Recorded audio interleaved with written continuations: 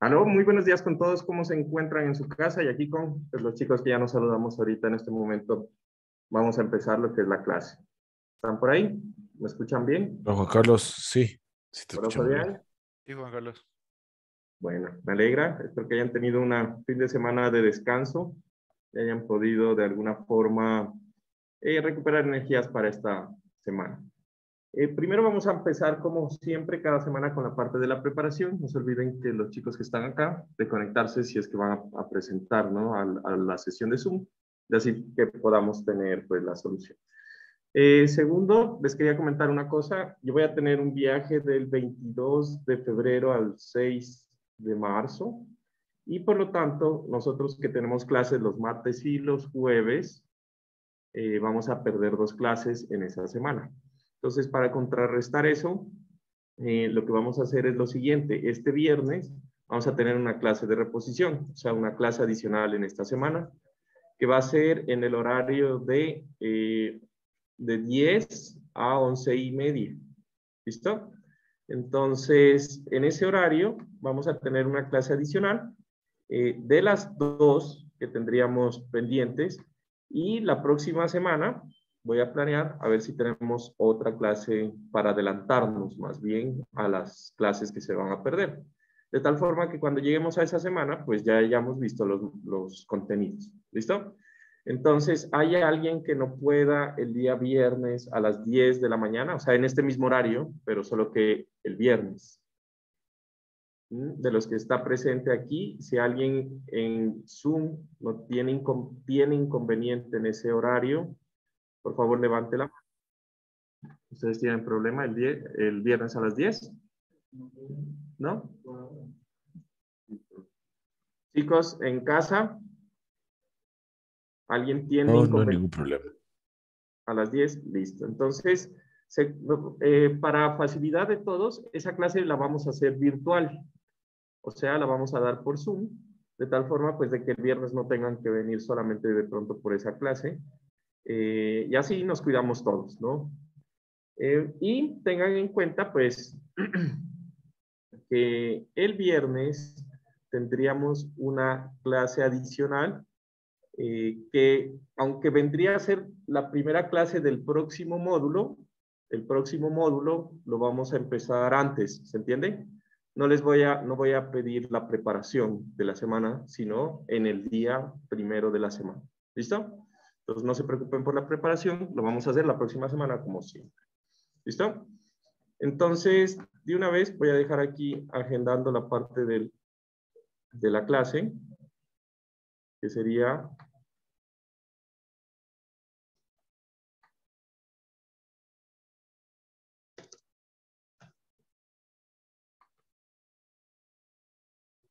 la clase a las 10 de la mañana. De 10 a 11. No se olviden que el link es el mismo. Viernes 4, ahí está en el horario, ya debe estar también en el horario virtual, para que pues lo tengan ahí en cuenta y lo revisen. ¿Listo? Entonces, vamos a continuar. El día de hoy, lo que suponía la preparación para esta semana era acerca del camión de diseño o la carga viva vehicular que se utiliza para el diseño de puente, puntualmente algo que se llama el HL93. ¿Es verdad? Entonces, tenemos aquí nuestros participantes. Vamos a ver los dos primeros para que el primero presente y el segundo se aliste. Ah, perdón. Aquí está cargado mal.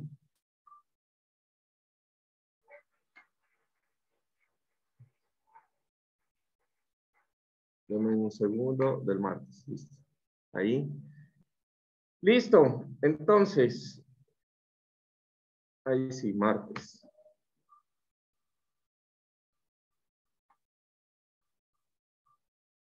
Primero de febrero. No sé por qué, pero el de enero me quedó cortico, ¿no? Daniel Alzamora.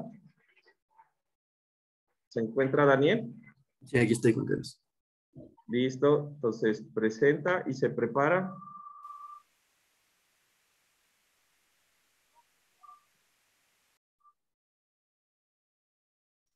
Julio Rodas Ulloa.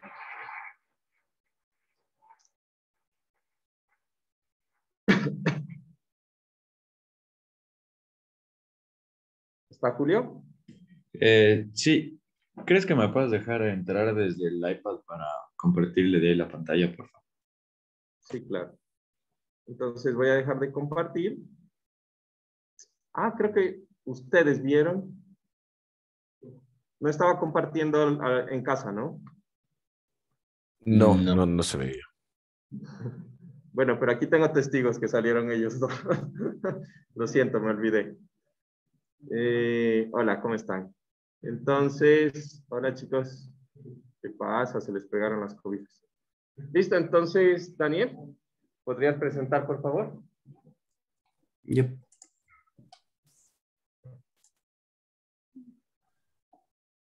Ya, ¿se ve mi pantalla? Listo, entonces, ¿qué quiero que me presentes? Me vas a presentar lo siguiente. Vas a coger y vas a hacer un resumen de lo que averiguaste que es la carga HL93. O sea, me refiero, es un carro que yo puedo ir a comprar al Mercedes, a la Chevrolet, o de dónde sale ese nombre y cómo salen esas cargas. Y lo otro, me vas a definir qué cargas la componen. No en detalle, solo las nombras. ¿Estamos de acuerdo? Ya listo. A ver, Listo. entonces, este tipo de carga HL93 es un tipo de carga vehicular teórico que propuso el Ashton en 1993. Ajá. Entonces, no es un vehículo como que existe, sino es algo teórico para poder diseñar según Ashton. Están viendo, ¿no? Aquí se lo utiliza como una carga viva vehicular de diseño. Y bueno, en esta imagen podemos ver las cargas y el camión teórico. Entonces consiste de un eje frontal y dos ejes traseros. Esa parte solamente nombra los que cargas lo conforman. O sea, el camión de diseño es una. La otra es, ¿Te refieres a lo de diseño en tándem y diseño del carril de exacto, carga? exacto. Ah, ya entonces Entonces, el diseño en tándem, la carga HL93 la componen ¿qué? ¿Qué ya, cargas? el diseño en tándem es, o sea, se El coge tándem, el en camión, tándem, el camión y la línea de carga. sí, Ya, eso era lo que me dijo. Lo quiero que sí, tus compañeros complementen cada uno, ¿listo? Entonces, ah, eso. ya, listo. Perdón. Listo, entonces la carga, en resumen, la carga de HL93 es una carga de un vehículo, ¿sí? Que fue constituida o fue creada en el 93 por el Ashton y la conforman tres cargas, el camión de diseño, el tándem de diseño y la línea de carga vehicular o la línea de diseño. ¿Estamos de acuerdo? Listo. Gracias, Daniel. Yep. Siguiente.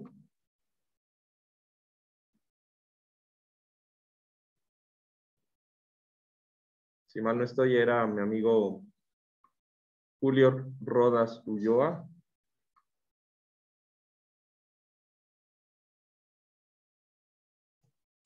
Sí, o sea, en teoría ya debería estar compartiendo,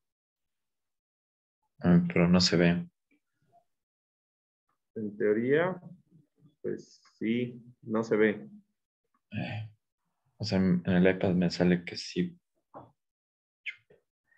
Em, Te puedo ir explicando porque no sé qué le pasa al iPad que a veces no le comparte. O sea, revísale. Mientras tanto, seguimos con el siguiente participante. ¿Listo? Lo revísale porque sí, para mí es importante ver qué es lo que hiciste. Listo. Entonces, ahí sí deberían estar viendo en casa y aquí también. Osvaldo. Osvaldo. ¿Listo? ¿Vas a presentar, Osvaldo? Listo. Entonces, sigue mientras Julio arregla su...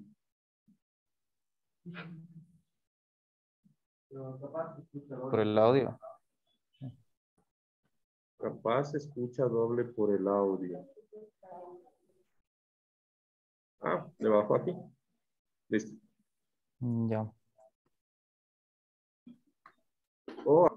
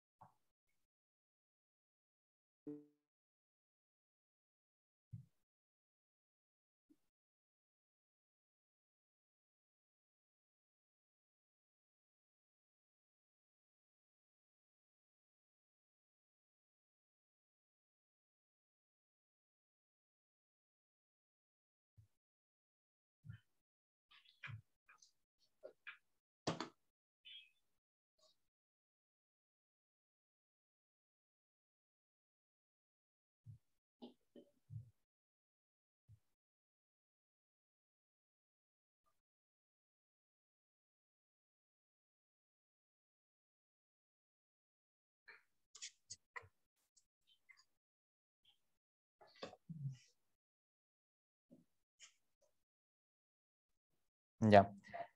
Y tiene un eje central y un posterior de 14,52 toneladas, aproximadamente 145 kilonewtons.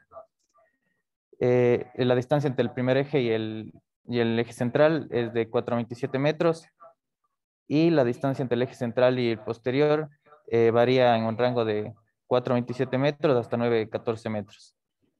En cuanto a la sección transversal, la distancia entre los ejes de los neumáticos es de 1,80 m y cuando esta carga se ve afectada hasta los 3 metros aproximadamente, 0,60 metros a cada lado de cada eje, teniendo en cuenta tal vez un carril de diseño aproximado de 360 metros.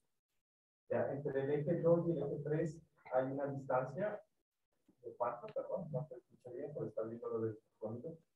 Está en intervalo entre 4,27 metros y 9,14 metros. ¿Cuándo utilizó 4,27 y cuándo utilizó 9,14?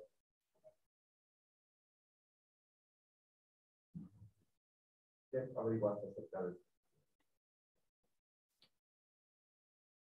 Así no averigüé mucho directamente, pero depende tal vez del caso de carga que se quiera aplicar, porque puede haber, esto investigué que puede haber distintos casos aplicados directamente para el diseño. A ver, entonces sube a la preparación del jamón. Listo, entonces ahí tienes una lista en la sección transversal. Para que se vea como que el tamaño de hoja en la pantalla.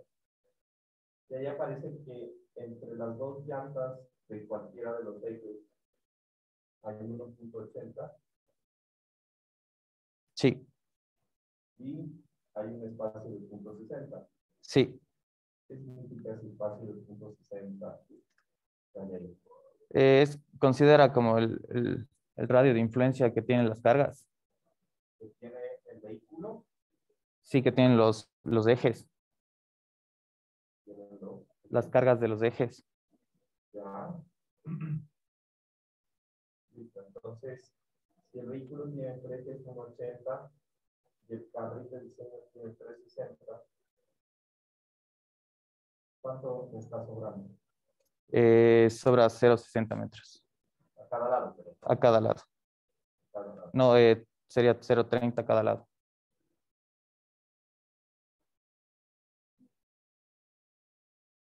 Más, ¿no? Es más, ¿no? No, porque es 1,80 la distancia y tiene 0,60 a cada lado. Ahí está 3 metros. Y si el carril está 60, De 3,60 a 1,80 es 1,80. sí, Es decir, que todavía si estuviera la mitad de 1,80 a un lado, la mitad de 1,80 al otro. ¿Estamos de sí, acuerdo? ¿A cuánto es? La mitad de 1,80. 0,90. Entonces, hay más espacio que 0,60, ¿no? Entonces, ¿qué significa ese 0,60 que está ahí? Lo que yo pienso y como lo investigué es del área de contacto de diseño que puede tener la carga del eje como un radio de influencia. Es la zona de influencia del vehículo, ¿sí? Pero bueno, esa parte es importante, ahorita lo vamos a retomar, pero se dan cuenta que el carril es el doble de ancho de la carga del vehículo o de las llantas, ¿no? ¿No? Listo. Andrés. Ya.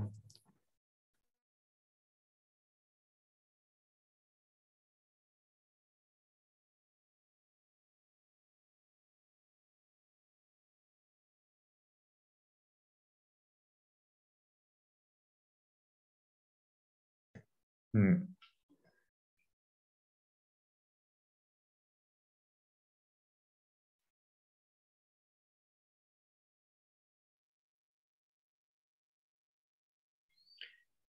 Ya, ahí creo que sí se ve.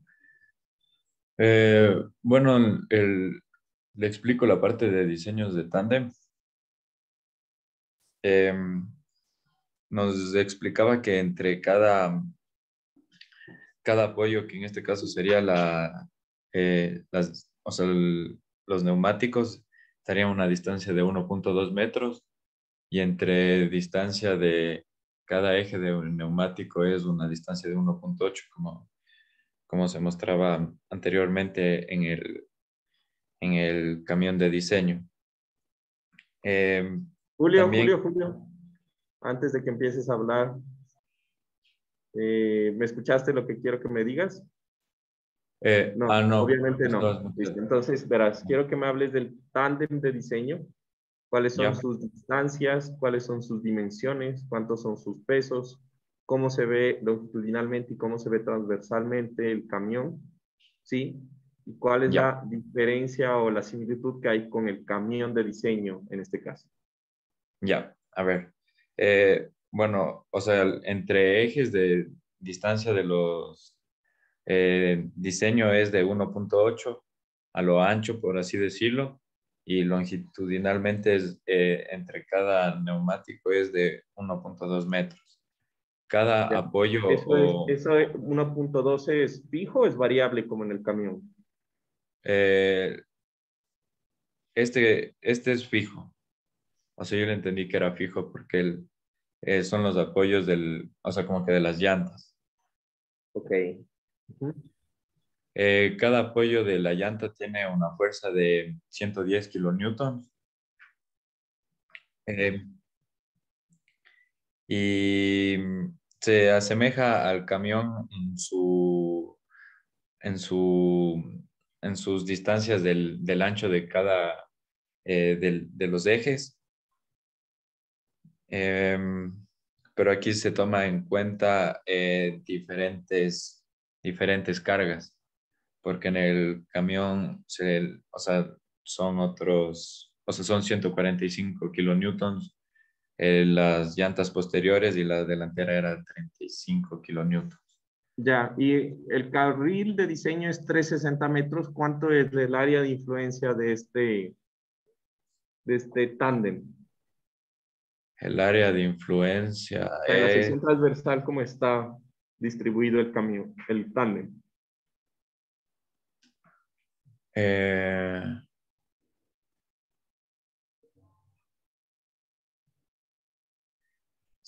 o sea,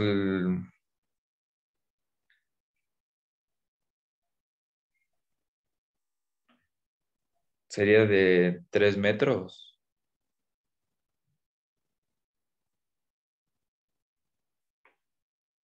¿Ok? Pero ¿cómo? ¿Me estás preguntando o me estás contestando? Porque ahí sí no te estoy entendiendo.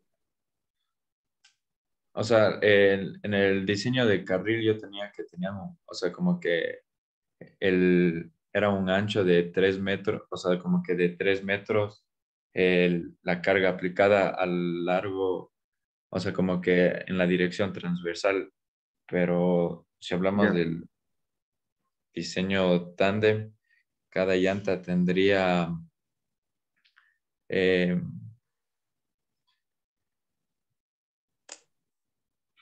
Ya, o sea, 3 metros. ¿Y cómo es la distribución? O sea, hay 3 metros entre una llanta y la otra.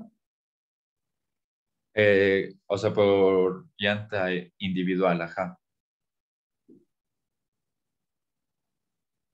Te falta ahí un esquema de cómo está distribuido las cargas, porque sí, de verdad, no está claro el asunto.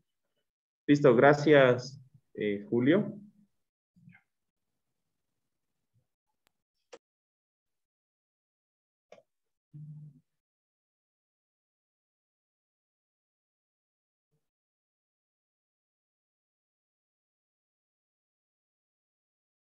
Listo. Siguiente. Siguiente persona es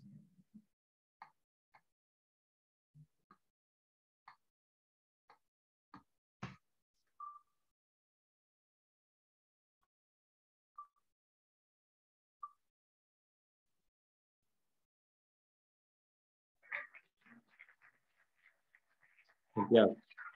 Dale, Santiago.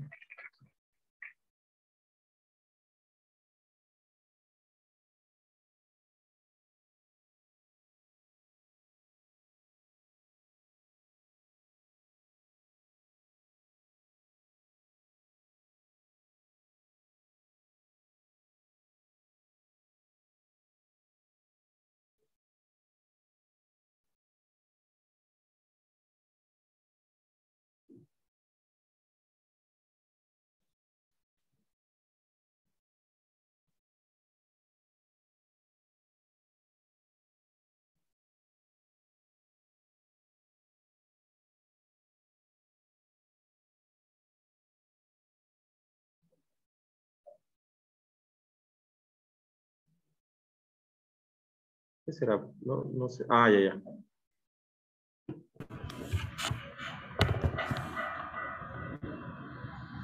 Ya. ¿De cuál te hablo, Juan Carlos? El carril. Ya, entonces tú me vas a hablar del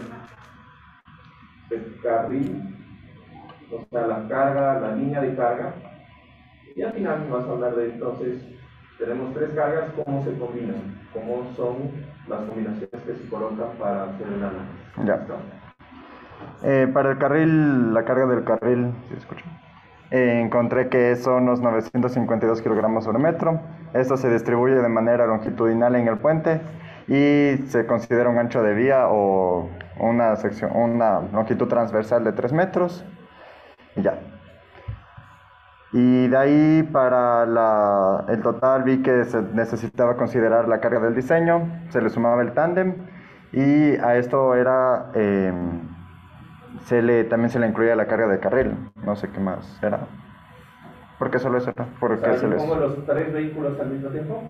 Ah, saltando.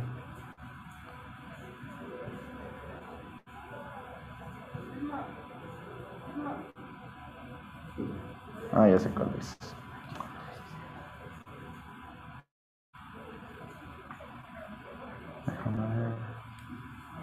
Ah, sí, lo había visto. No, era el tándem y el camión.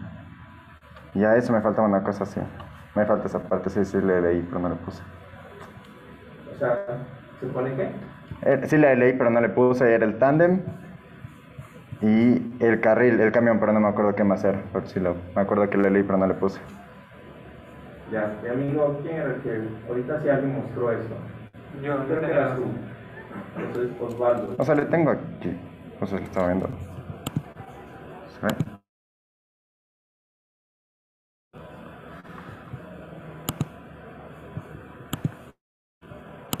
Ahí justo lo estaba viendo. ¿Se ve? Aquí. Que era el efecto del tándem más la carga del carril. Pero eso no lo tenía puesto. Ya, el tándem y entonces el camión para qué sirve. Para ver la carga total del camión distribuida en los ejes. Es otra combinación. No es otra combinación y de ahí se toma la mayor de alguna de las dos. Exacto, ¿no? Entonces, esto básicamente lo que pasa es que le voy a poner simultáneamente el camión con la línea de carga. Y eso es una combinación. Y después voy a poner el tándem con la línea de carga. Eso es otra combinación. O sea que para cargas vivas, realmente son 4. ¿Sí? Ya les voy a contar en clase cómo son las otras dos.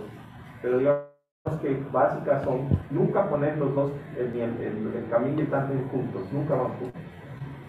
Siempre va la línea de carga, pero va o con el tándem o con el camión.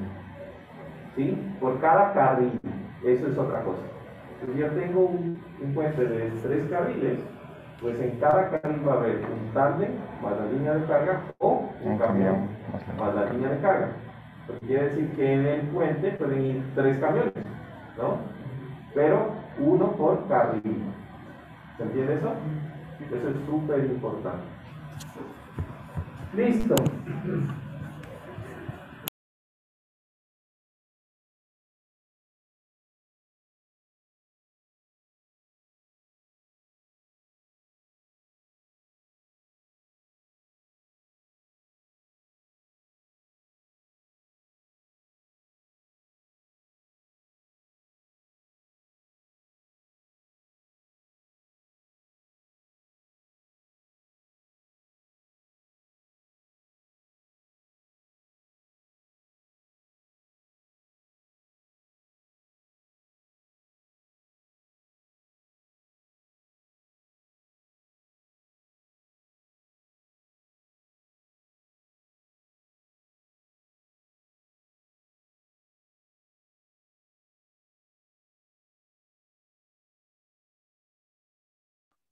Aló, ¿me escuchan?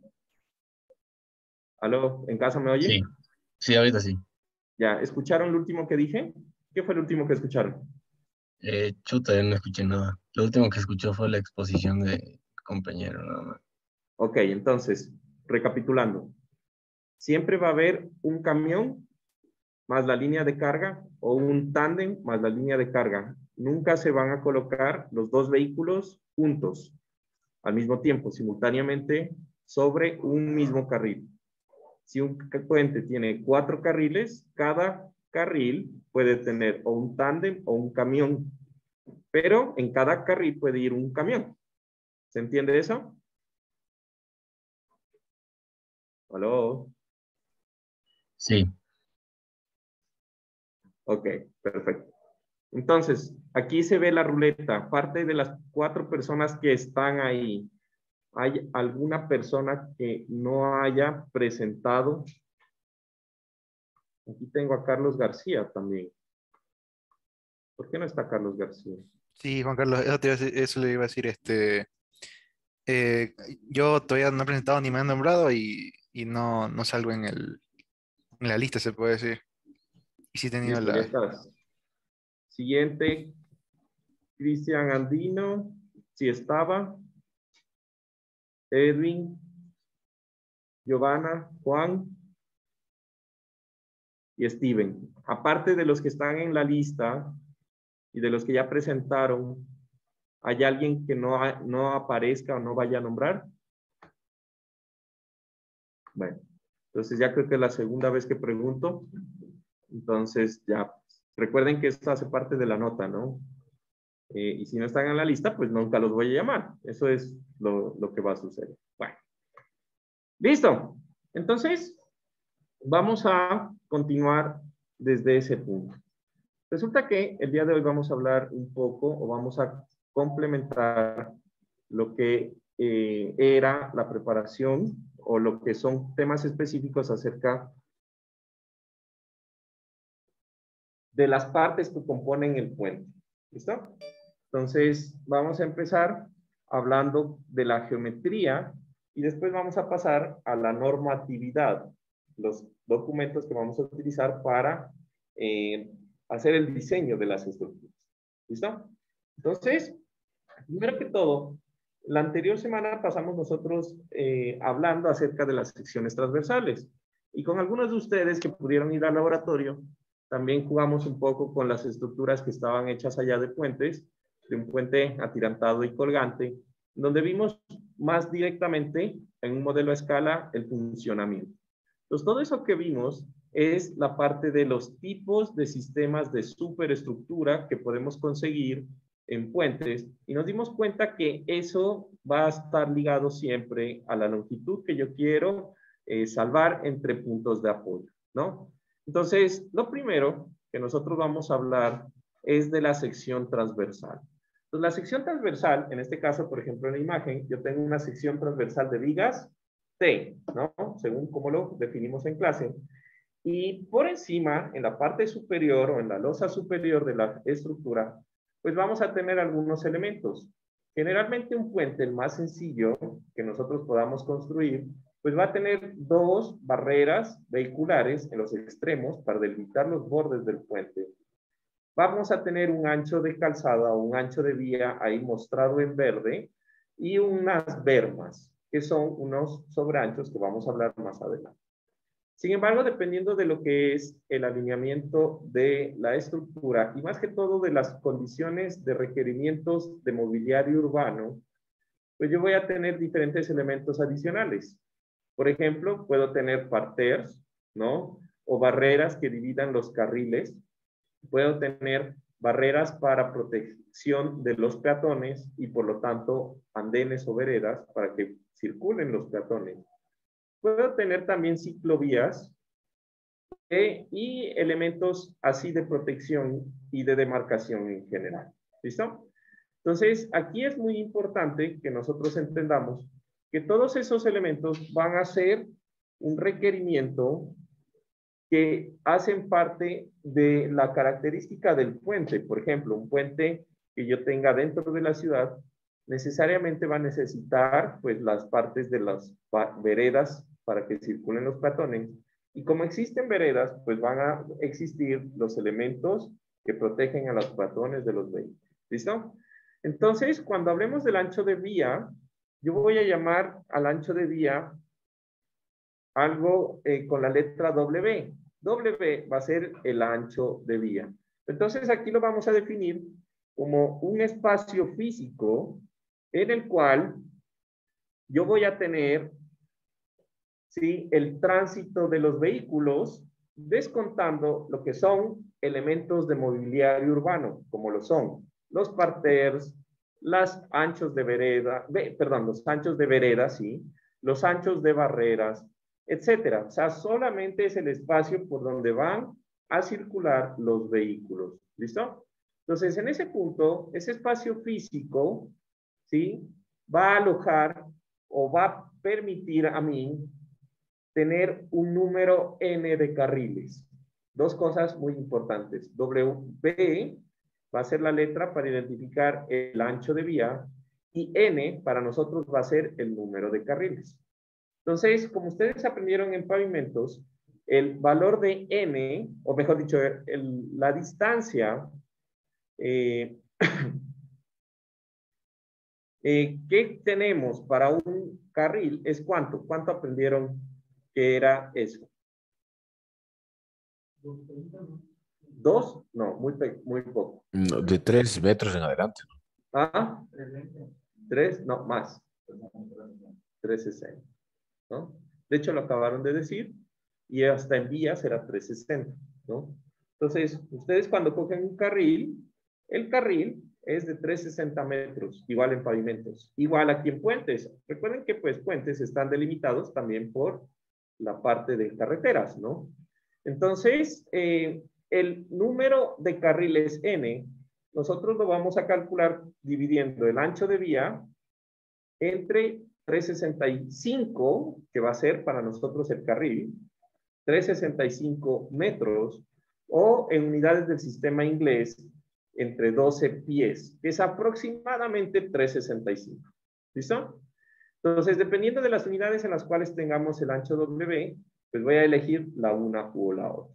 ¿Listo? Entonces, aquí hay un ejemplo en donde, a manera de ejemplo, si yo tengo un ancho de vía de 17 metros, al hacer la división, me sale que 17 entre 3.65 metros me da 4.66. ¿Sí? Ese número no se aproxima a 5, no. Siempre se va a coger el entero. Entonces son 4 carriles. ¿Sí? Para cualquier número, si es 4.80, nada, esos son 4 carriles. Porque siempre vamos a contar con que el diseño va a ser carriles completos, específicamente de 365. Si nos está sobrando, como es en este caso, si ustedes multiplican 365 por 4, pues obviamente les va a dar mucho menos o menos de 17 metros. Ese sobreancho adicional va a ser absorbido por la berma. Va a ser un sobreancho para protección que vamos a hablar a continuación. ¿Se entendió? Entonces, el número de carriles siempre va a ser el número entero que resulte de esa división. Lo que sobre, lo vamos a mandar a las bermas. ¿Y qué son las bermas? Pues van a ser esos sobreanchos que quedan pegados a los carriles. ¿Querías copiar algo? Dime, ¿qué? El número de carriles de diseño. ¿Listo? Entonces, el valor de n, perdón, las bermas van a ser ese sobreancho que, igual que en pavimentos o en carreteras, va a servir como un ancho, primero que todo, que es opcional, va a depender del espacio, ¿no? Y segundo, que van a servir como protección para los vehículos en caso de emergencia. ¿Listo? Entonces, esa parte es súper importante debido a que los vehículos, ¿sí?, necesitan de pronto por cualquier cosa que tengan una emergencia, que tengan que parar por, no sé, alguien se mareó, todos tienen que cambiar la llanta o simplemente se bajan a tomar un selfie, subir a TikTok o lo que sea. pues necesitan un sobreancho que sea fuera del carril y que los proteja de alguna forma del flujo vehicular. Entonces, ese sobreancho va a ser muy ligado al tipo de vía, ¿no? Entonces, yo cuando tengo vías terciarias, pues las vías terciarias realmente no necesitan, o su flujo vehicular es bajo, y por lo tanto, pues no necesitamos, no vamos a interrumpir demasiado el tráfico, ¿no es verdad? Entonces, en vías terciarias se recomienda que el ancho de la berma sea mayor a 60 centímetros en lo posible. ¿Listo? Lo que supone, pues, un mínimo de 60 centímetros como ancho. Cuando yo tengo vías principales, por ejemplo, estamos aquí en la Ruta Viva o en la Panamericana incluso, pues ahí, en ese momento, yo ya voy a tener unos sobreanchos mayores. En tal caso, que no superen, o sea, que sean mayores a 60, pero que nunca superen los 2.4 metros, ¿no? Entonces, si yo pongo hasta 2.4 metros, la gente entiende que es un sobreancho de seguridad, alcanza el vehículo a salir de la vía completamente, porque un vehículo no tiene el ancho, ya lo determinamos, ¿no? Un vehículo no tiene totalmente el ancho de un camión, es más pequeño, pero no se constituye como carril. Si nosotros ponemos valores mayores a 2.4, entonces ya eso se va a volver un carril. Y pasaba lo mismo que pasaba cuando bajábamos por el ciclista acá a Cumbayá, donde pues prácticamente toda esa parte, antes de que lo reformen, había un espacio tan grande que se podía circular por ahí, ¿no? Y habían los pilas, pues que se armaba el trancón y se metían por ahí, llegaban hasta abajo con los carros más chiquitos, ¿no? Entonces, esa es la idea, no tener sobreanchos tan grandes. Una vez que yo tengo estos elementos, que serían las bermas, de ahí vamos a pasar a elementos que son opcionales también, que conocemos como las veredas o los andenes. Dime. Los carriles no pueden ser más de 3.65. O sea, en general consideramos que son 3.65, pero por ejemplo, si tú tienes, no sé, me voy a inventar. Suponte que tienes 8 metros. Entonces, en teoría, en esos 8 metros habrían 2 carriles y un pequeño espaciecito que se considera como un sobreancho adicional. O sea, tú marcas los 2 carriles y dejas el espacio. ¿Sí me entiendes? Marcas los 3.65 en la delimitación de carril y dejas el otro pedazo como un sobreancho adicional, si es que te está sobrando, para que actúe en general como berma. ¿Listo? De al menos, pues que sea 60 centímetros a cada margen del elemento. ¿Listo? Ahora, ¿por qué hacemos esto? Porque estamos hablando de puentes, ¿no? Como estamos hablando de puentes, nosotros vamos a ser muy cuidadosos en esos valores, ¿sí? Porque yo tengo que hacer una estructura y entre más grande sea la losa de arriba, pues me va a costar más, ¿sí? Pues no es que como en carreteras que me sobró asfalto y bueno, aquí andamos un poquito más. En puentes tengo que hacer toda la estructura y eso generalmente no es que ocurre, ¿no? No es que me va a sobrar espacio si es que yo no lo quiero. ¿Listo? Volviendo al tema, tenemos lo que serían las veredas y por ahí lo que serían, o también llamadas andenes, ¿no? Entonces, las veredas o andenes, lo que nos van a permitir es el flujo de los peatones. Pueden o no existir y están ligados mucho a la ubicación del puente geográficamente, la localización en general. Entonces, si yo tengo un puente que es un puente peatonal, perdón, un puente urbano, pues los pasos peatonales son obligatorios, ¿sí? Básicamente yo necesito que los peatones puedan circular sobre la estructura, ¿no? Cuando yo tengo pasos elevados, en cambio, ¿sí? Digamos que hay un estudio de tránsito que determina si se necesita o no, pues, este tipo de elementos, porque a veces, pues, para hacer pasar personas por el puente, más incrementa su riesgo en vez de poder pasar a nivel, que es lo que generalmente se hace, ¿no? Entonces, bueno, digamos que esto va a depender mucho del diseño geométrico y del entorno urbano que tengamos nosotros, pero bueno, van a estar siempre a los márgenes de lo que es el puente, ¿no? Entonces, estos andenes van a tener una protección que impida que los vehículos se suban al área del andén y que puedan atropellar a un peatón. Esa protección se conoce como una barrera vehicular. ¿Listo? Las barreras vehiculares se colocan en función de la velocidad de diseño sobre el puente. Entonces, si yo tengo un puente que hace parte de una vía terciaria, pues en la vía terciaria yo tengo velocidades de tránsito menores a 70 kilómetros por hora.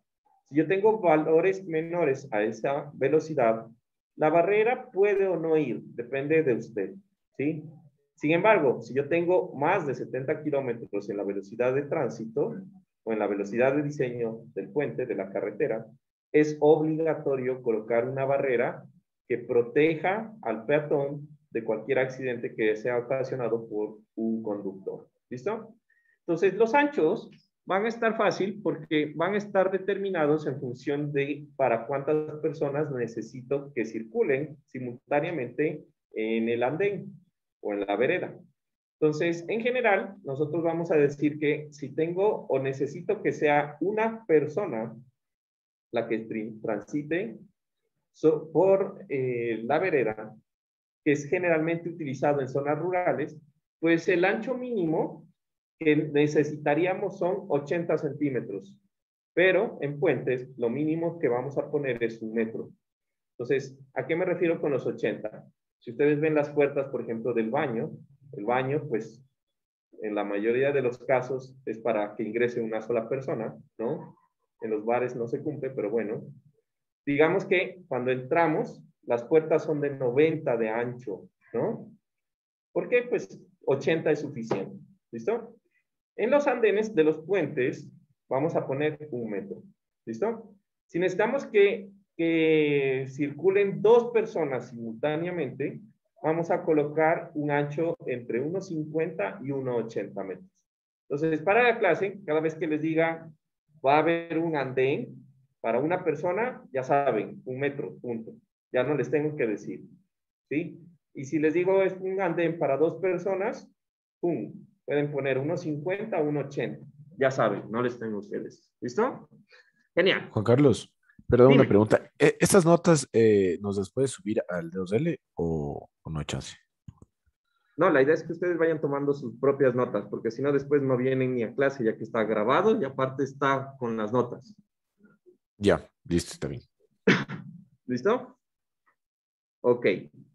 ¿Qué es que ya me hiciste perder la paloma? Ah, ya. Ahora, ¿a qué me refiero con las barreras? Perdón, las barandas de protección. Entonces, aquí está una sección transversal de lo que sería una acera o una vereda, ¿sí? Y siempre vamos a tener que los elementos van a estar por encima del nivel de la calzada. Entonces, si yo tengo el nivel de la calzada aquí marcado en la parte de abajo, ¿sí? Entonces, la vereda va a estar siempre a una altura por encima de la cota de la calzada, ¿sí? Por si acaso, estas imágenes son tomadas del libro. Si necesitan tomarlas con mayor detalle, pues pueden ir revisando en el libro y las van tomando. ¿Listo? Ahora, ¿qué vamos a tener? En general, esa altura va a tener unos límites. Óptimo, 15 centímetros. Máximo, 20 centímetros es lo común. Vamos a tener el ancho, ya dijimos, 1,50, entre 1 y 1,50 metros.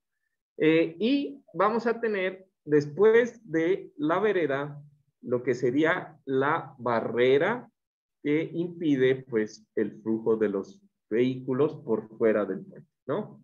Ahora, cuando tenemos ese tipo de sistemas, ¿sí? Es importante entender que la barrera, perdón, el andén o la vereda, siempre nosotros debemos pensar en el proyecto del puente a futuro. ¿A qué me refiero?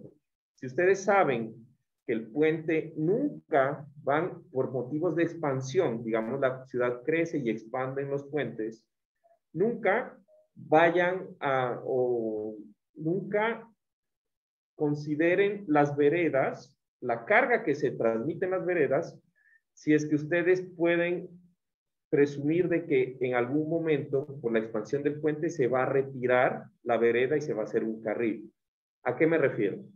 En el momento que yo diseño el puente con la vereda, pues la carga de una persona caminando es menor a la carga de un vehículo transitando, ¿está? Eso es seguro, ¿listo? Ahora, si yo 1.50 y pongo una berma de 2.40, pues yo ya tengo tranquilamente más de lo que sería el ancho posible de un carril. Y lo que puede ocurrir es lo que pasó justamente en la vía que estábamos hablando ahorita. ¿Qué vía es esa, por cierto? Siempre me olvido. La que sale de las Granados del ciclista y el que baja para acá. La Simón Bolívar, listo. Entonces, ¿qué pasa? Pues que en un futuro quitan la berma, quitan el andén y hacen un carril.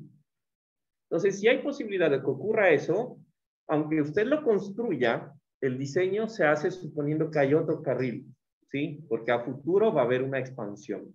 Recuerden que los puentes duran un montón de años, pero en ese montón de años debe estar ya planeado los mantenimientos y la futura expansión de la ciudad. Por eso el proyecto es de tan alta envergadura y de tanto impacto en general, y se demora, ¿no?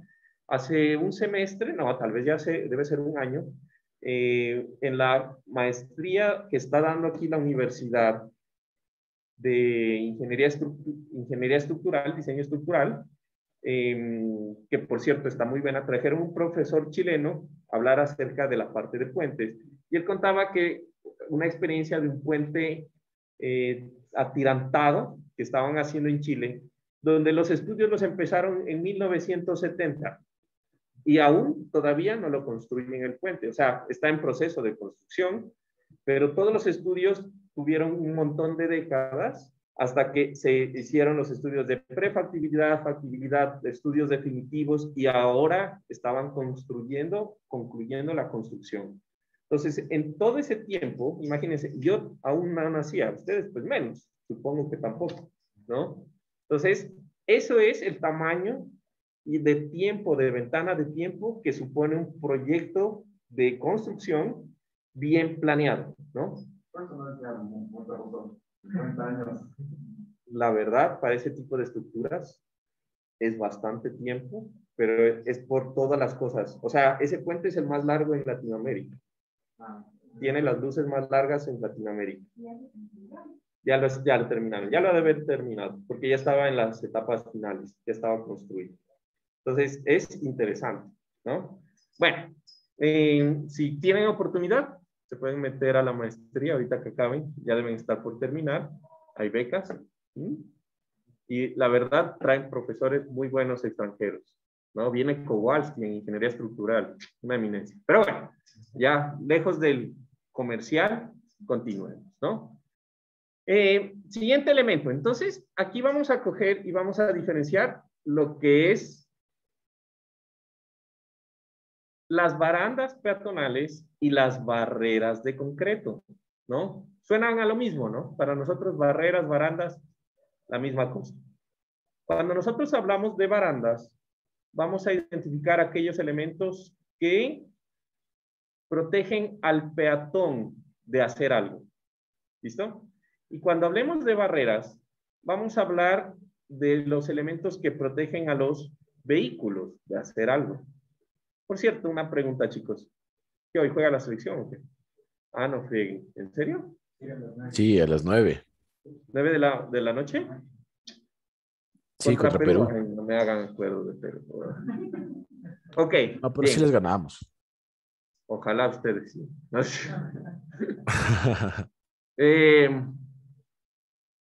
Luego de la desilusión, continuamos. Listo.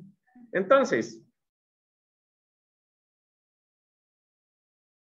cuando hablamos de las barandas, entonces vamos a decir que son aquellos elementos que se instalan siempre y cuando haya, pues, pasos peatonales, punto. Siempre que hay pasos peatonales, se instalan las barandas.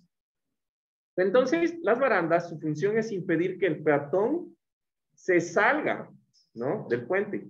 ¿Estamos de acuerdo? Y punto. O sea, Me refiero a que su construcción no es lo suficientemente rígida para contener un vehículo si es que se choca, ¿sí? Entonces, no sé, generalmente cuando llegamos a este punto en la clase, les menciono un paso elevado que hay en la 10 de agosto, me parece, que es ya yendo al norte. Hay una curva, es un paso elevado, en donde hay una curva que siempre está rota la baranda. Y es porque los vehículos pasan derecho y caen. No me acuerdo exactamente el punto. Pero bueno. Entonces, ¿qué es lo que pasa? Pues que claramente están poniendo una barrera peatonal para contener un vehículo y no va a poder, ¿no? Y lo peor es que la vuelven a poner y como tienen que hacer que la baranda sea la misma de todo el resto del puente, pues ponen la misma baranda y vuelve a pasar, ¿no? Entonces ya eso es necedad, pero bueno. ¿Listo? Entonces, ¿cuál es la idea? Es de que la baranda proteja al peatón de una posible caída accidental. Más de ahí ya no. O sea, si hay personas que les encanta hacer bungee jumping sin el jumping bungee, ¿no? Entonces, eso ya no se puede hacer, ¿no? No vamos a poder evitar ese tipo de cosas. Realmente ya lo habíamos discutido, pero en general la idea es impedir ese tipo de cosas. ¿Listo? Entonces, ¿cómo hacemos nosotros? ¿Se han dado cuenta que cuando nosotros vamos a los balcones son altos, ¿no? Entonces, la idea es de que la barrera para nosotros como personas, pues sea más arriba de lo que es la altura de la cintura, que es en donde nosotros podemos perder el equilibrio y caer. Si ya nos golpea aquí el pecho es muy difícil, ¿no? Entonces, para cuando son barreras, más o menos 1 metro de altura, cuando es pasos peatonales, y si nosotros tenemos ciclovías, pues quedamos más altos por la bicicleta, 1,40. ¿Listo? Ahora, les había comentado antes que si la velocidad de diseño sobre el puente es menor a 70 kilómetros por hora, yo puedo no colocar la baranda, o perdón, la barrera, no, en este caso sería la barrera que protege al peatón para que el vehículo se pase al carril. Entonces, en ese tipo de casos, lo que nosotros tenemos son unas secciones mixtas, en donde si yo tengo flujos vehiculares de más de 70 kilómetros, yo voy a tener la baranda para tráfico vehicular, la barrera de concreto que impide que el vehículo pase, esta roja que está aquí a la derecha, y voy a tener la vereda y una baranda más flaquita para contener a los peatones. Pues nada más. Si tengo velocidades más pequeñas, la misma barrera debe cumplir las dos funciones. O sea, voy a tener una sección que va a contener el vehículo y una sección que va a contener al peatón. ¿Se entiende esa parte? Listo. Ahora, las formas son variadas, ¿no? Entonces yo puedo tener como las típicas que nosotros siempre vemos por ahí, que son las metálicas. Son tubos metálicos soportados por unos postes metálicos también. Pero de esos podemos, para personas, podemos tener de diferentes materiales. Podemos también tener de madera, ¿sí? Podemos tener de materiales tipo concretos, más delgados. Y en general se utiliza mucho este tipo de elementos que son metálicos, ¿no? Importante es saber que las barreras, o en este caso estas barandas peatonales, o las barreras peatonales, ya vienen como por catálogo. Entonces usted no tiene que, nosotros no nos vamos a encargar en puentes de diseñar esos elementos, ¿ya? Entonces usted va y dice, bueno, va al catálogo y dice, bueno, estas de aquí están bonitas, como los arquitectos, pues, ¿no? Los arquitectos son felices con sus catálogos de colores y de piecitas del baño y no sé qué cosas, ¿no? Entonces, tal cual. Usted va al catálogo de las barreras y mira y dice, estas quedan bien con el puente, y ya, ahí les dice el constructor cómo deben potrarlas para que ellas funcionen, ¿no? Lo que nosotros vamos a encargarnos de diseñar son las fuerzas que se transmiten por las barandas, pero no las peatonales. Realmente las peatonales están pequeñas, la fuerza que usted le pueda hacer a la baranda es tan pequeño que no va a pasar nada. Sí a las barreras de concreto porque sé golpea un vehículo, ¿no? Entonces, de esto no nos vamos a preocupar mucho y entonces pasemos a las que sí nos importan, ¿no? Juan Carlos, perdón, una pregunta. En el Dime. caso de los puentes, los arquitectos no influyen, ¿verdad? O sea, eso solo es de ingeniero, ¿verdad? Como debe de ser, digo, sí. No, mentira, ya dejando la rivalidad, porque sí es una pendejada. Sí, resulta que los arquitectos, la función de los arquitectos es diseñar espacio para personas. ¿Los puentes son para personas? No, generalmente. Son para vehículos, en este caso, ¿no? Entonces, no interceden la parte de los arquitectos, un poco la parte de paisajismo, ¿sí? Se juega con la parte del paisajismo para la forma cuando son puentes supremamente grandes. Por ejemplo, ¿vieron el viaducto de Milao en Francia cuando les mostré? Entonces, eso sí tiene en cuenta un poco la parte del paisajismo, porque la estructura se funde, ¿no? Con el elemento, pero en general, sí, la parte de la arquitectura es poco en esa parte, ¿no? ¿En qué estábamos? Barreras. Entonces, fíjense esta foto.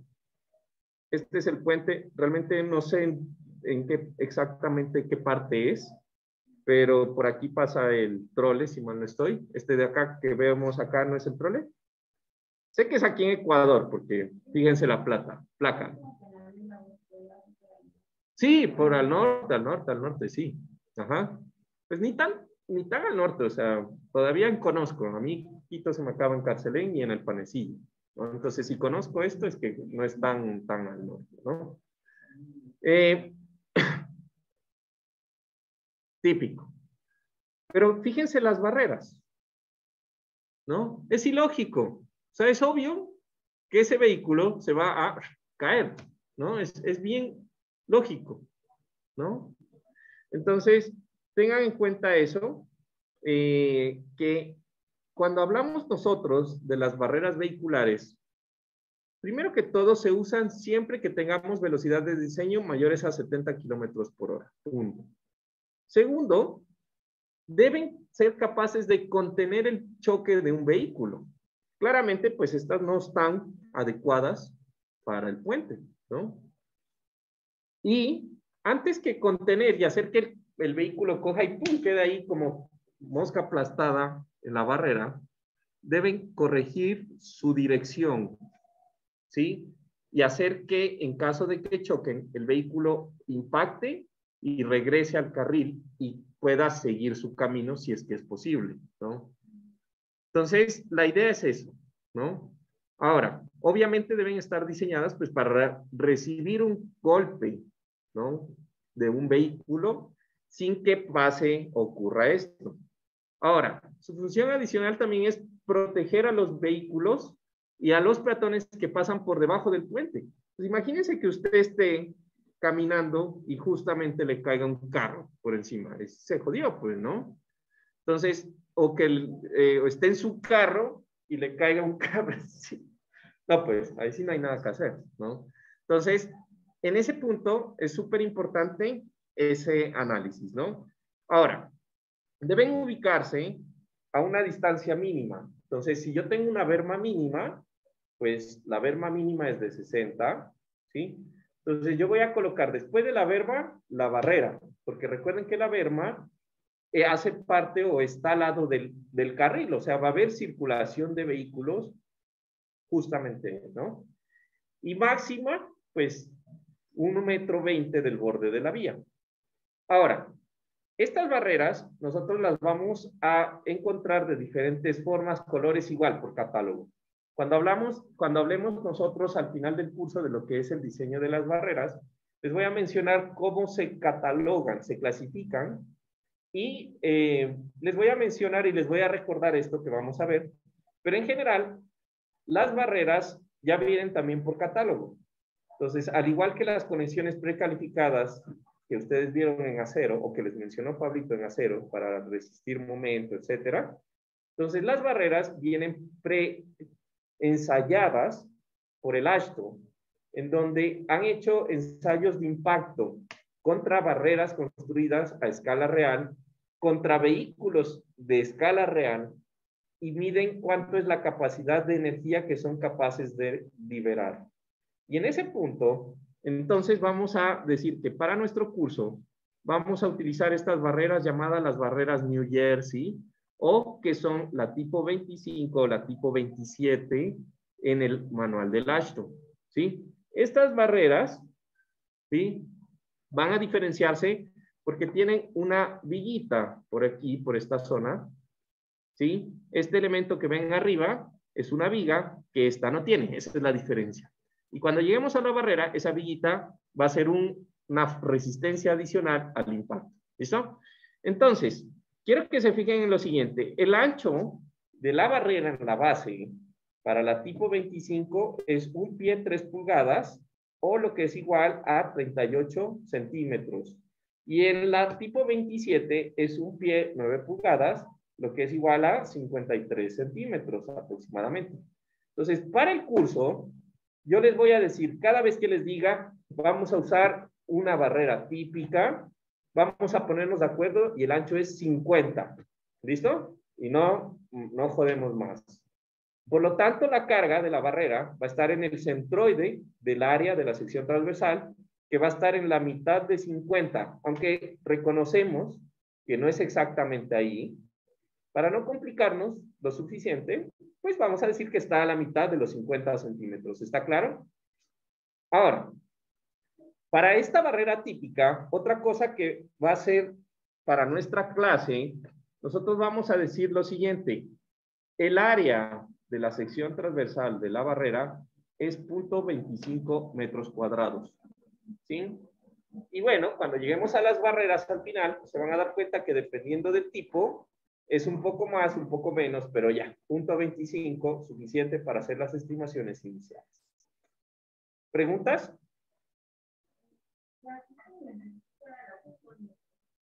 Las dos se llaman New Jersey. Son dos modelos de las New Jersey. Dime, ¿hay alguna pregunta? Dime. O sea, esas barreras son prefabricadas, ¿cierto? No, no son prefabricadas. Se hacen, pero... ¿De una o todo? Todo, ¿sí? Pero el AASHTO ya te dice cómo debes armarlas para que cumplan los requisitos de energía de disipación. Entonces te dicen, aquí tienes que poner un refuerzo, así, cada tanto, de varilla número tanto. Entonces te dan los planos. Tú vas ya con el plano de construcción y lo que haces es construirla, pues con tu cuadrito. ¿Listo? Y con el hormigón, pues, que es específico. ¿Listo? Pavimento. La estructura del pavimento, pues, no es nada más que el mismo pavimento que nosotros, o que ustedes aprendieron en su clase con Gustavo o con el Juan Pablo. No sé con quién les habrá tocado, pero con alguno de los dos seguramente. ¿Listo? Entonces, el pavimento puede ser rígido o flexible. Punto. ¿Sí?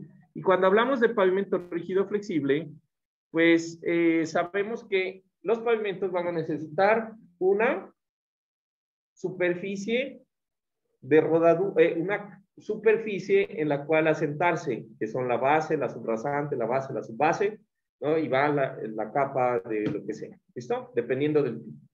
En este caso, lo que nosotros tenemos es la losa superior de hormigón. Entonces, ¿qué más severe, más grande que una losa de hormigón? ¿Se entiende? Con esto quiero decir lo siguiente.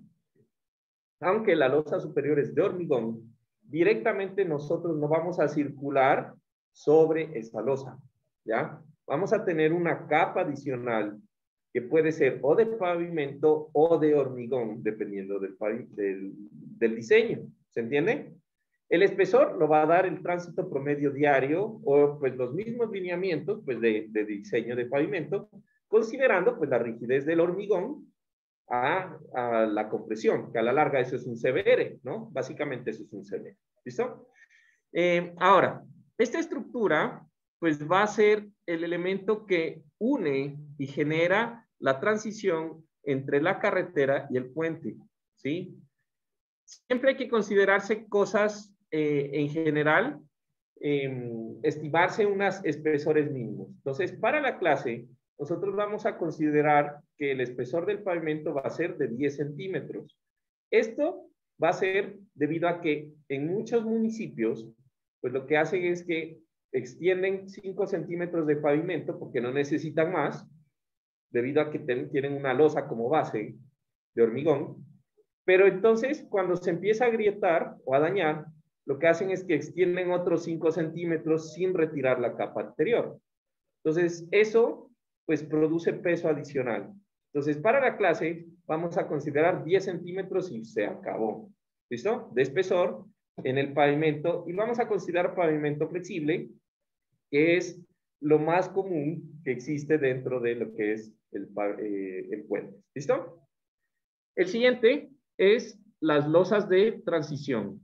Las losas de transición son aquellos elementos que nos permiten a nosotros, ¿sí?, llegar a o aproximarnos a lo que sería el puente, ¿no? Al estribo del puente. La losa de transición es un elemento que va a ser la transición entre la carretera y el puente, por eso se llama así, ¿no? También se llama losa de aproximación.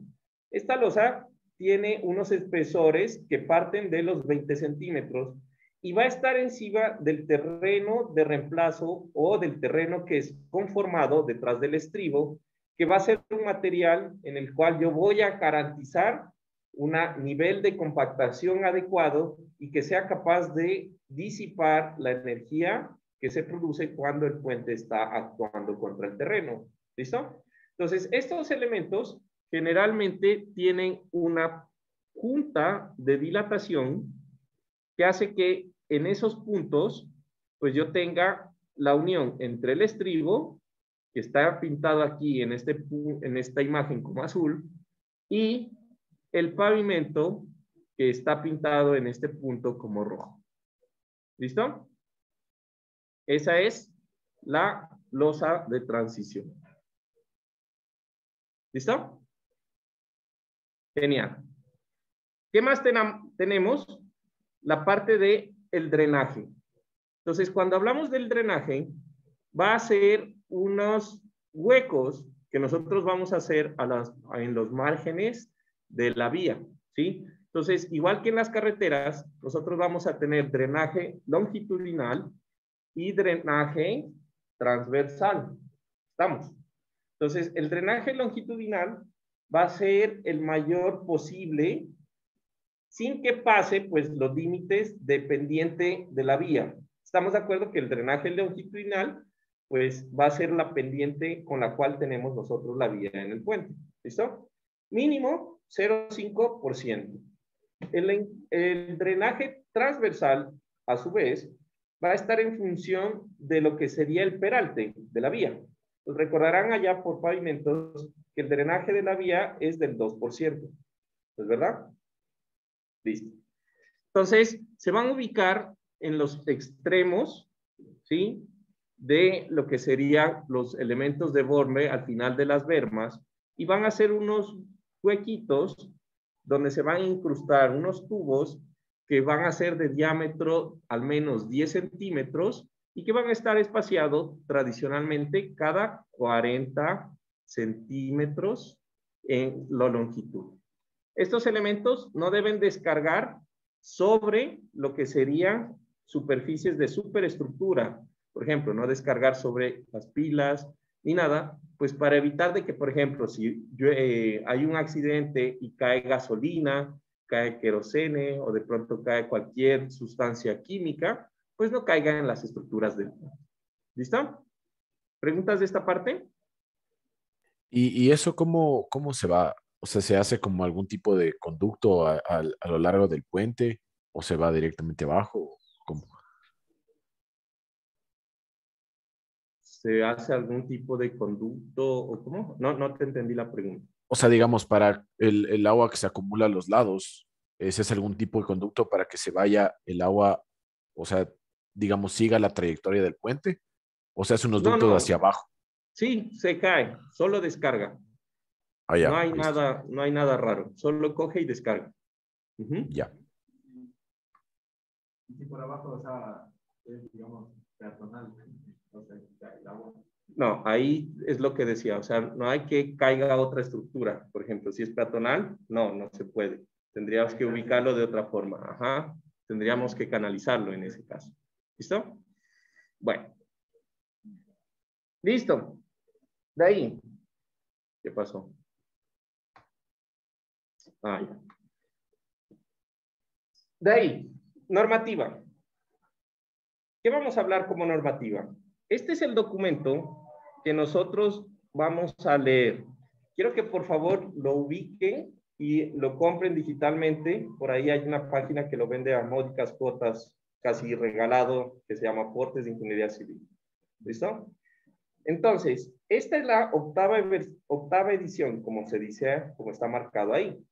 Sin embargo, ya mandé a comprar el anterior semestre la 9ª edición, solo que no la tengo en PDF. Me dijeron que tocaba comprarla en físico y aún no llega. Entonces, hasta que llegue ese documento, vamos a manejar la 8ª edición, que es la anterior del Ashton. Y si hay algunas modificaciones, pues las vemos cuando llegue el nuevo documento y las estudiamos, porque inclusive yo no sé cuáles son las nuevas modificaciones. ¿Listo? Entonces, este es el documento base que vamos a utilizar. También vamos a tener el LRFD Seismic Bridge Design. Este sí lo pueden encontrar, esta es la última versión, la 2ª edición. Y en este documento ustedes van a encontrar pues la parte del diseño sísmico y también, por favor, descarga. ¿Listo? ¿Preguntas? Ok. Vamos a terminar con la parte de las cargas. Entonces, resulta que las cargas, nosotros vamos a tener en puentes dos tipos de cargas principales. Las cargas permanentes y las cargas transitorias. ¿Listo? Para las cargas permanentes, vamos a hablar de que se van a subdividir. En general son las cargas muertas, que tradicionalmente nosotros conocemos como cargas dead, ¿no es verdad? Pero en puentes vamos a tener subdivisión. Entonces tenemos las principales, las cargas D sub C, las cargas DW y las cargas E sub B. Las D sub C van a ser las dead components o las cargas muertas de los componentes estructurales. Por ejemplo, los pesos propios de vigas, losas, ¿sí? Columnas, estribos, etc. Las cargas DW van a ser dead wearing o las cargas muertas de superficies o revestimientos, que incluyen todo lo que son los servicios públicos como luminarias, bancas, etc. ¿Listo? Que no son estructurales, ¿estamos de acuerdo? Pero que están fijos a la estructura. Las cargas E sub B van a ser las cargas de earth vertical o las cargas de presión de terreno que se producen por masas que están contenidas. Hagan de cuenta el terreno detrás del estribo, ¿sí? Entonces, estas cargas, al igual que en edificaciones, se van a obtener multiplicando el peso específico del elemento por un área o un volumen. Y punto. ¿Listo? Entonces, las principales que nosotros debemos tener en cuenta es el peso del pavimento, esta que está marcada aquí, que va a ser un peso de 0.14 kips por pie cúbico o KCF y que equivale por ahí a 22 kilonewtons por metro cúbico de peso específico. También vamos a usar lo que sería el peso del concreto de peso normal, en donde es igual a 0.145 KCF o lo que es igual a 23.54 kilonewtons por metro cúbico. Esas son las dos que vamos a utilizar en la clase de puentes. Anótenlas por ahí y ya. Ahora, recuerden que esto es prácticamente cargas, ¿sí? Y por lo tanto, si yo un peso específico lo multiplico por un volumen, pues me va a dar una carga puntual. ¿Estamos de acuerdo? Y si yo multiplico un peso específico por un área, pues me va a dar una carga por metro lineal. Entonces, a manera de ejemplo, habíamos dicho que las barreras, que vamos a decir típicas, tenían un área de 20.25 metros cuadrados y son de hormigón. Entonces, como el peso del hormigón es de 23.54 kilonewtons por metro cúbico. La multiplicación de esos números me da 5.88 kilonewtons por cada metro lineal de barrera. Para nuestro curso, vamos a redondear ese número a 6 kilonewtons por metro lineal. Lo que quiere decir que si en el examen yo les digo, calcule el peso de la barrera, entonces usted me va a decir que un metro lineal de barrera, pues pesa 6 kilonewtons y punto. Y cuya resultante está ubicada a la mitad de los 50 centímetros que tiene de ancho una barrera. Para finalizar, se dan cuenta esta nomenclatura que tienen los norteamericanos, ¿no? Un pie con una comita, 9, 2 comitas que significan pulgadas. Entonces, la convención de unidades. Generalmente les encanta a ellos mezclar esas dos cosas, ¿no? Entonces, recuerden que una pulgada son 2.54 centímetros, un pie son 30.48 centímetros, esas unidades son una locura, y un pie tiene 12 pulgadas. Entonces, si yo tengo, por ejemplo, una longitud de 1.65 metros, que convertir a esta unidad o este sistema raro, entonces lo que nosotros vamos a hacer es en 2 pasos la siguiente operación. Entonces, el 1.65 metros, primero lo voy a pasar a pies, dividiéndolo por 0.3048. ¿Sí? Entonces, 1.65 en punto 3048 me da 5.4134 pies. Voy a tomar el entero y ese es el valor en pies. Y el decimal, o sea, que me queda, que sería 0.4134, lo voy a multiplicar por 12 para transformarlo a pulgadas. Lo que quiere decir que si alguno de ustedes mide 1.65, su estatura, cuando les pida Facebook, ¿no? En este formato, le van a poner que miden 5 pies, redondeando 5 pulgadas. ¿Listo? ¿Estamos de acuerdo? Si es al revés, pues es más fácil. Lo único que hago es que multiplico, ¿no? 5 pies más 5 pulgadas, pues son 5 por 12 más 5, que serían 60. ¿Estamos de acuerdo?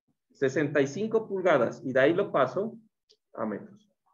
¿Listo? Esto lo vamos a utilizar para lo que son las tablas. Entonces, no se olviden de esa conversión.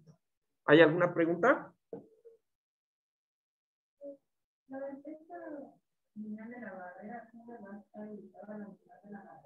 Sí, para nuestra clase sí. Realmente no ocurre, está en el centroide del área de la barrera, pero para nuestra clase lo vamos a considerar que sí. ¿Alguna otra pregunta? Listo. Entonces, dejamos por ahí.